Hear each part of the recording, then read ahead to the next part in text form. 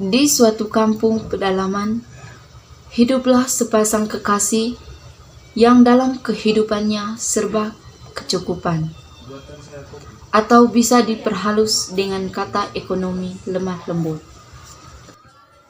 Seorang laki-laki tersebut tidak memiliki pekerjaan atau pengangguran. Dalam kesehariannya, dia selalu berkumpul dengan teman sebayanya untuk berjudi.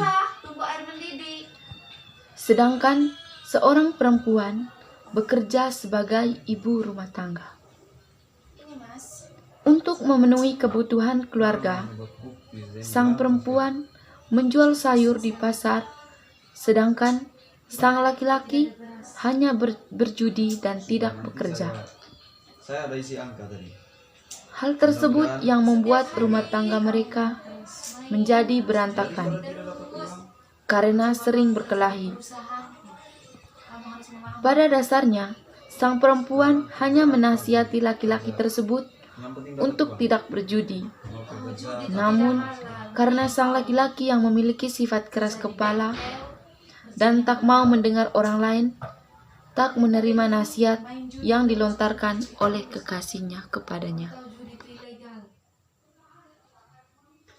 Tahu tidak, saya punya teman itu sudah kaya. Dia kaya karena dia judi. Makanya kau bergaul dan diam terus. Kerja itu bukan hanya judi. Itu judi itu kerja sampingannya dia. Kamu kan tidak tahu latar belakangnya dia, Om Sebatu tuh.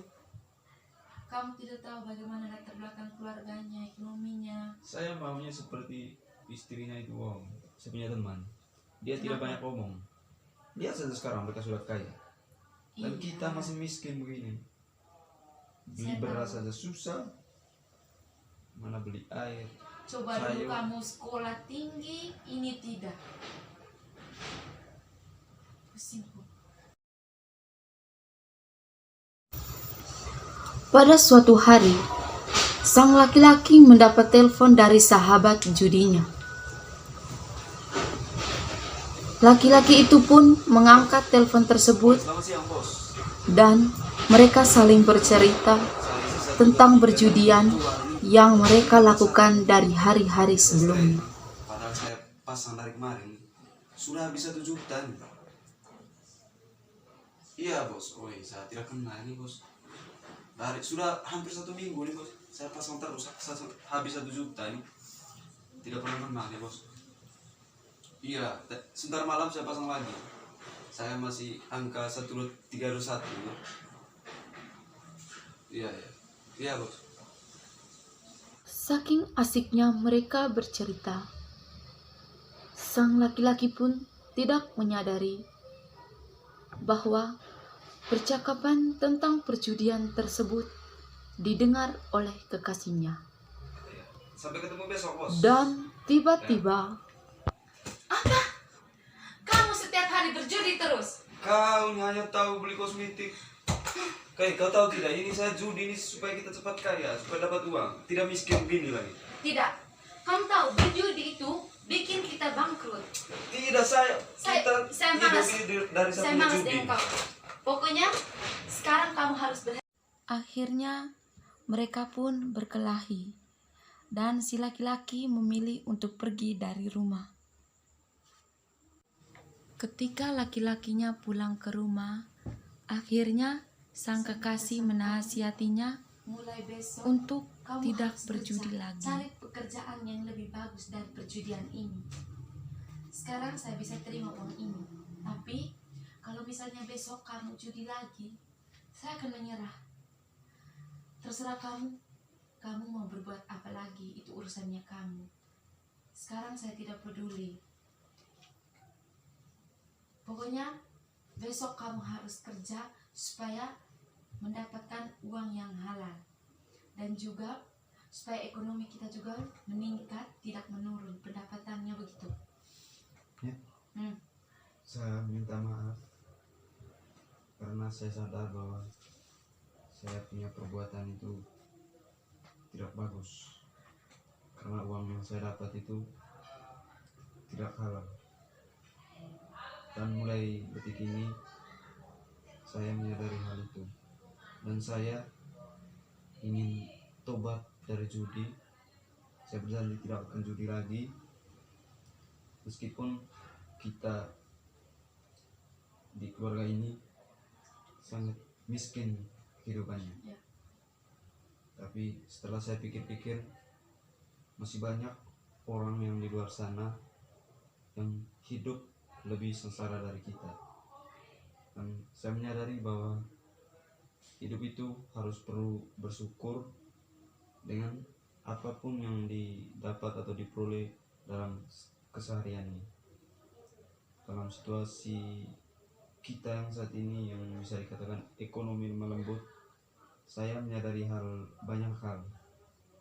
Setelah Nita sudah sampaikan tadi kepada saya menyadari bahwa hidup ini memang dia penuh liku-liku. Dan saya juga menyadari saat ini bahwa ada begitu banyak orang sukses di luar sana yang tentunya mereka sudah melewati masa-masa seperti kita ini, masa-masa susah, masa-masa sulit untuk mencari uang. Dan pada malam hari ini saya berjanji untuk tidak melakukan lagi kesalahan yang sama, yakni judi. Saya berjanji, dan besok saya akan mencari kerja, apapun bentuk dan modal kerja itu. Saya akan berusaha dan saya berjanji saya akan tobat judi. Nah begitu dong, kalau dari dulu kamu begini, saya sangat senang. Dalam kehidupan memang sering kita jumpai orang-orang yang memilih jalan singkat dalam hidup dan tidak mau berusaha dan berjuang.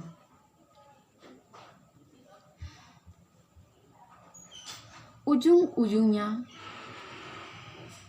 mereka melakukan tindakan kejahatan karena dilatar belakangi oleh ekonomi lemah lembut. Pada video singkat ini, saya mengajak kita semua untuk tidak mudah digoda oleh kegiatan jahat atau hal-hal yang jahat demi sebuah uang. Semua orang pasti pernah merasakan susah. Orang kaya tidak mungkin mendadak kaya, tetapi dia sudah melalui proses yang panjang dan sudah merasakan susah dan sudah melewati proses tersulit dalam hidup. Dan video singkat dari Maria dan Siana Nita, saya perlu menjelaskan bahwa ada beberapa poin-poin penting dalam video tadi, bahwa sesungguhnya dalam kehidupan itu ada begitu banyak tantangan, terutama ketika kita mendapat atau berada di sebuah titik yang paling rendah dalam hidup. Dan di situ kita diuji, dilatih sebagaimana jauh kita bertahan dalam kondisi yang sulit. Di video tadi sudah menunjukkan bahwa ada kedua orang, sepasang kekasih, yang dimana kehidupannya sangat susah. Dan sang laki-laki ini melakukan kejahatan karena dilatar belakangi oleh ekonomi yang lemah. Dia melakukan sebuah tindakan yang kita bisa kategorikan sebagai tindakan yang jahat, karena dimana laki-laki itu selalu judi. Dan efek dari apa yang dilakukan oleh laki-laki tersebut, bahwa setiap harinya selalu ada pertentangan, ada perkelahian, yang dimana hal-hal tersebut, perkelahian tersebut terjadi karena dilatar belakangi oleh ekonomi yang lemah atau hidup susah. Dan saya percaya bahwa segala sesuatu tindakan jahat itu berasal dari atau motif dari tindakan jahat itu dikarenakan keadaan yang tidak mampu atau ekonomi lemah.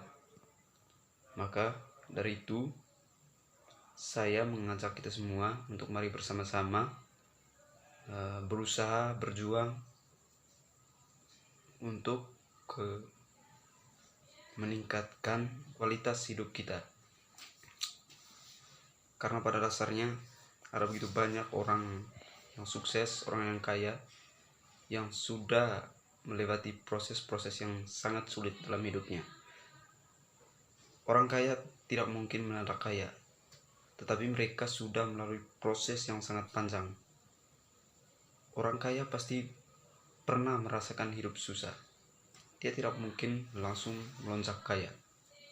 Maka dari itu, saya mengajak kita semua untuk selalu bertahan dan tabah meskipun kita dilandai oleh kehidupan yang susah atau ekonomi yang lemah.